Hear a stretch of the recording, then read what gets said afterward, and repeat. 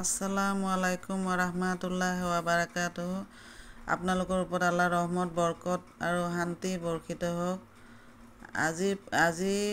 আজিৰ পৰা ৰোজা আৰম্ভ। আজি শেষ ৰাতি চেৰি খাব লাগিব আৰু ৰোজাদাৰসকলক আল্লাহ তাআলাই বহুত ভাল পায়। আপোনালোকে একমাহ ৰোজা ভালকৈ থাকিবলৈ চেষ্টা কৰিব। আৰু বেহেস্তৰ আঠটা জান্নাতৰ 8টা দৰজা আছে। এটা দৰজাৰ নাম ৰায়ান।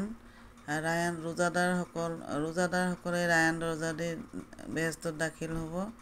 আৰু আল্লাহ তাআলা নিজে কৈছে যে সকলোবোৰ সওৱাব ফেৰেস্তাই দান কৰিব, ফেৰেস্তাৰ দ্বাৰা দান কৰিব, ফেৰেস্তাই দান কৰিব, কিন্তু ৰোজাৰ সওৱাবটো আল্লাহ নিজ হাতে দান কৰিব বুলি কৈছে। ইমান আল্লাহ খুশি হ'ব।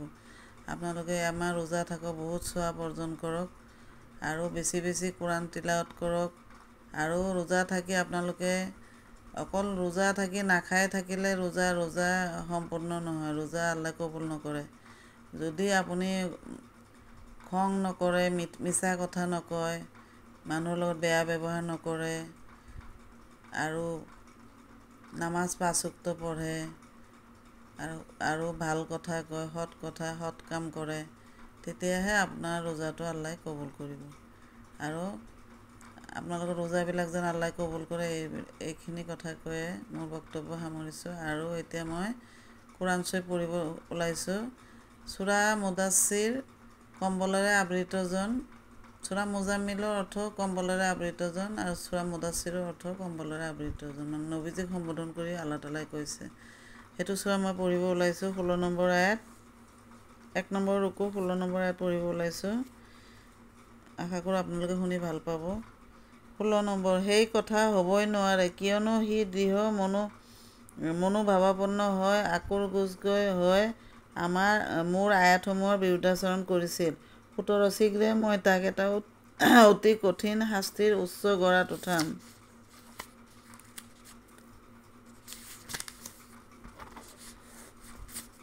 18, সি চিন্তা কৰিলে আৰু এটা পৰিকল্পনা কৰাৰ চেষ্টা কৰিলে। 19, কিন্তু তাৰ ওপৰত আল্লাহৰ মাতমাৰ পৰিল, সিনো কি পৰিকল্পনা কৰিছিল। 20 নম্বৰ, হয়, তাৰ ওপৰত আল্লাহৰ মাতমাৰ পৰিল, সিনো কি পৰিকল্পনা কৰিছিল। 21 নম্বৰ, পিছত সি মানুহবিলাকৰ ফালে চালে। 22, তাৰ ভ্ৰূ কোঁচ খালে আৰু সি মুখ বেকেটালে। 23, পিছত সি উভতিলে আৰু দম্ভ কৰিবলৈ ধৰিলে। 24, শেষত সি ক'লে, এয়া কেৱল যাদুৰ বাহিৰে আন একো নহয়, এয়া পূৰ্বৰে পৰা চলি আহিছে। 25, এয়া মানুহৰ কথাহে, তাৰ বাহিৰে আন একো নহয়। 26, অনতিপলমে মই তাক জাহান্নামত প্ৰবিষ্ট কৰিম।